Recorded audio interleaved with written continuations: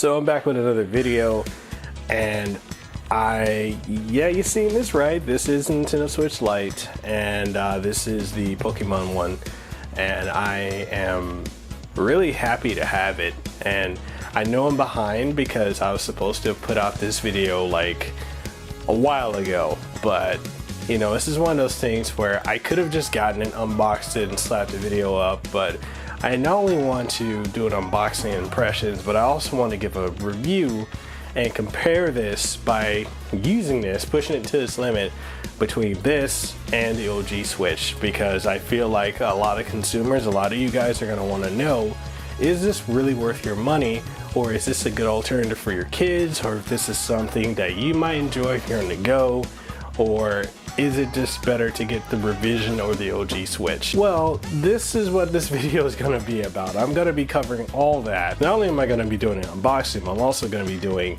a full review of Nintendo Switch Lite. Spoiler alert, this is a go. With that being said, I'm Mekel, Kasanova, Hawaii's favorite YouTuber, host of the #1 podcast in the state of Hawaii, the Kasanova Podcast, which airs every Monday morning, 8 a.m. Eastern Standard Time.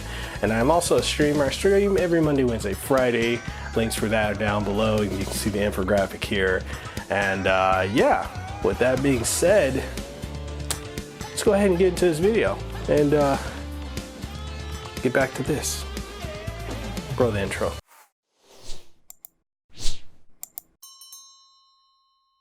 So you're looking at this video mainly because you're trying to figure out if the Switch Lite is for you. And I already gave a spoiler alert at the beginning of the video, and I'm going to go into way more detail as to why I think the Nintendo Switch Lite is a certified go and something you need to have. And the reason for that is just, you know, it really comes down to the type of gamer you are. And I've heard the argument left and right, you know, and even at one point I was on one of those fences where there are those who say they've got the day one Switch, that they don't need to have the Switch Lite. They're fine with this. And yes, I've got the Wolery Split Pad Pro on here, as you can see. And this also does make it feel like you're using a Pro controller because of how much more space there is with slide-on Joy-Cons. I think it's really a phenomenal product. However, because there is additional battery drain, that does create an issue that you don't have natively with this. I mean, granted, this is the only way you're going to get a D-pad unless you buy the Wolery D-pad controller, which, you know, that also, it's not a terrible choice, but I think this is a better experience overall if you want to pick up the Split Pad Pro. I'll leave links for that down below. But there are two types of people on an argument fence. There are those who say that the day one Switch is the better go just because they prefer the ability to detach the Joy-Cons, play portably, dock it, and play how they want. You know, that's kind of the slogan of the Nintendo Switch. However, there are also those who only play this portably, and the battery life being 2 to 3.5 hours, depending on the type of game they're playing, dying out really quickly is a bit of a problem. Now, they did revise the OG Switch, which allows you to have a significantly better battery life, but even in that, for a lot of people, when they're looking at this and then looking at the Nintendo Switch Lite, it's just a matter of which would you rather go with. And for the longest, I was actually on the side of thinking, like, you know, I'd rather go with the OG Switch. I don't see a point in the Switch Lite until I started using the Switch Lite. And that just kind of made me stop and reassess how I'm using my Nintendo Switch. Because being completely honest, I don't really use my OG Nintendo Switch a lot portably, just because the battery drain, and a lot of games I play, from fighting games to racing games to RPGs, a lot of the games I play tend to drain the battery significantly. And because it drains the battery so significantly, I just got to a point where I only played it docked. Now, I do use my Switch docked quite a bit. I just don't use my Switch portably anywhere near as much. And it's just the fact that when I'm playing it either with the Split Pad Pro or with the traditional Joy-Cons, there is that bit of a disconnect, and there's the feeling that I have that my Switch is warped and it's going to break, because it just does not feel sturdy like a solid unit. And I feel like if I'm going to use it portably, I might as well have something that is more of an all-in-one unit that is solid. Now, this is where the Switch Lite comes into play, because as I'm using this, it's a solid unit. This is solid plastic, right?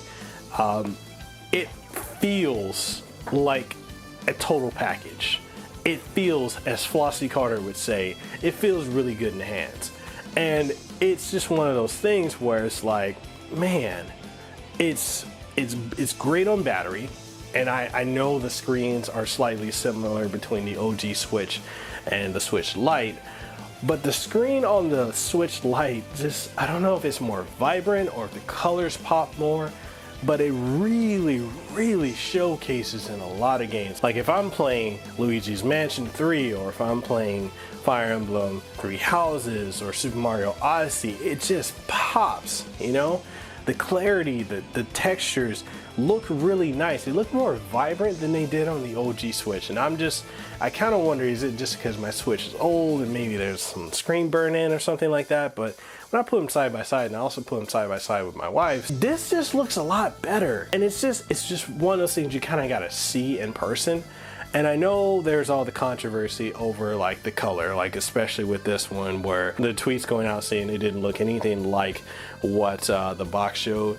And I honestly don't know where that whole theory came from, because you can control color, lighting. Like I can do this right here. Like we're looking at the Switch, right? If I were to change this to standard this lighting, then yeah, the lighting's gonna look off. But if I change it back to pure light, pure white light, and not pure yellow light, then you can see the difference in the color right there and how it looks.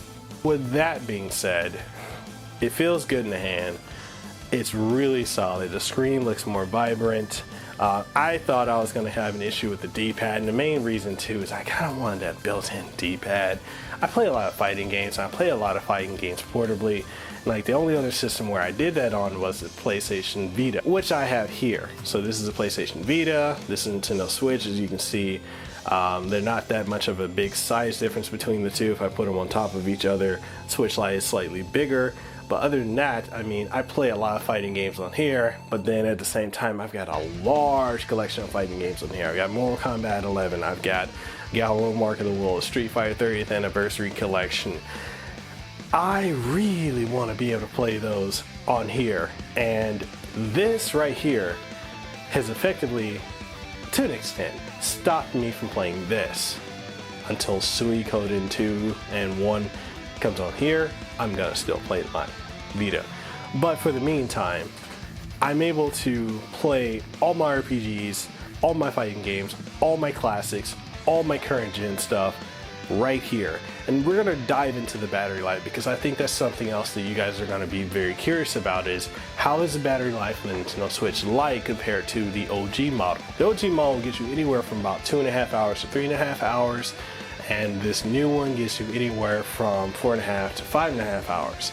Now, in my usages, I've been hitting 5 hours, you know, that sweet spot between 4.5 and 5.5, and it didn't really matter what I was playing, because I was able to play Bayonetta 2, Super Mario Odyssey, Fire Emblem Three Houses, Devin Ex Machina, and Luigi's Mansion 3, and I'm clocking in about 5 hours for each title. Now, granted, the Switch revised model gets you better battery life than even this, because it does have a bigger battery, but I really don't care about that.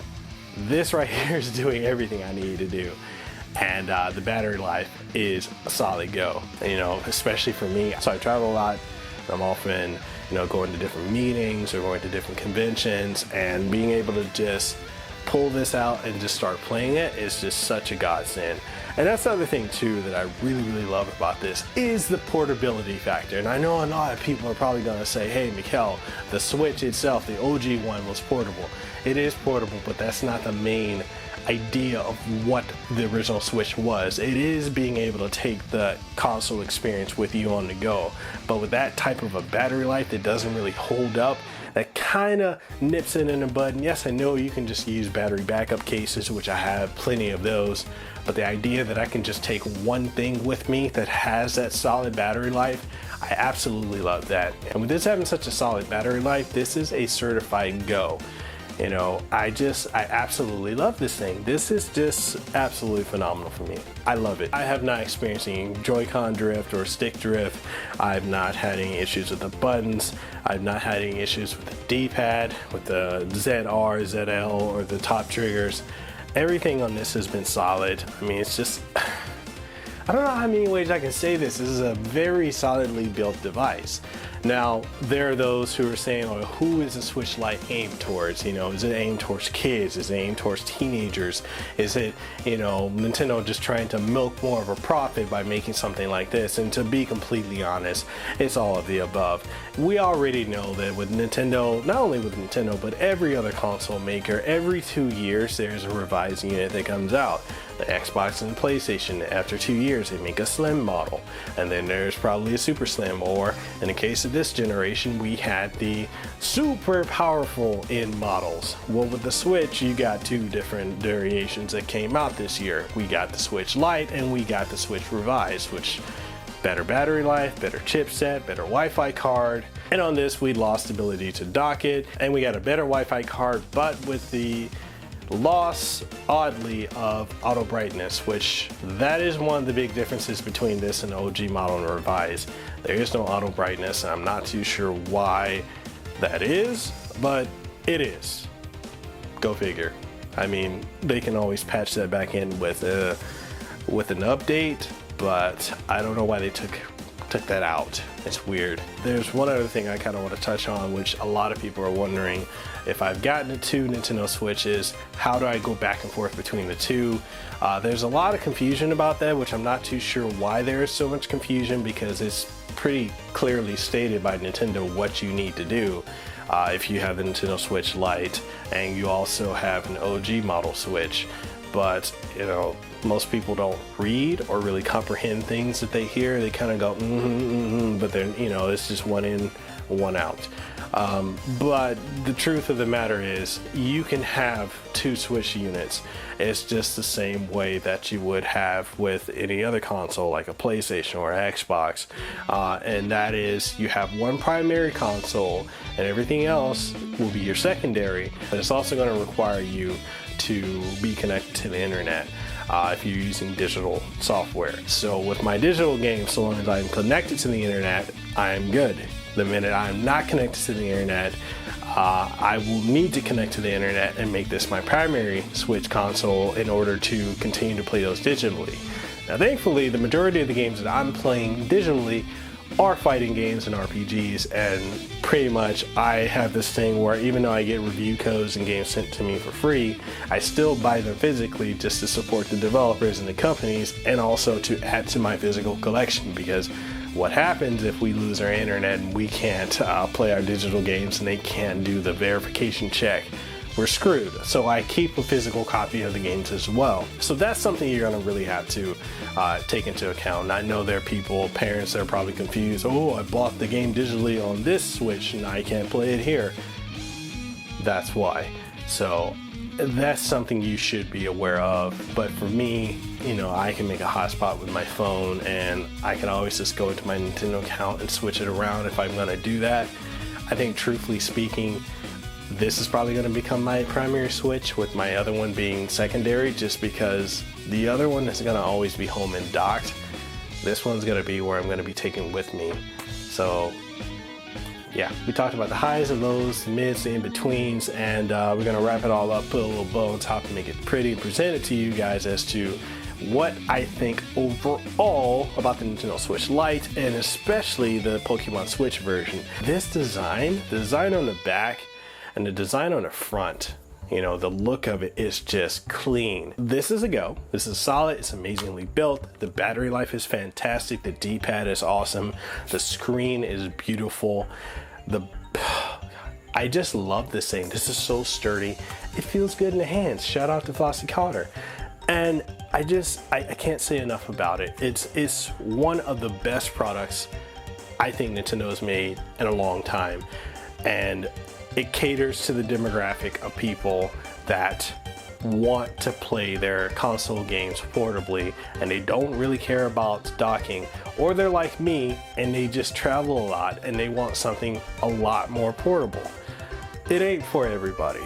But for 200 bucks, you can't go wrong with this, and almost all of your Nintendo Switch accessories work with it, with the exception of detachable Joy-Cons, but everything else works fully with this. And honestly, if you're a gamer who plays portably and you travel a lot, or if you're an adult who travels a lot and you just want something to pull out, start playing right then and there, and you want a solid overall feel, then the Nintendo Switch Lite, you need this.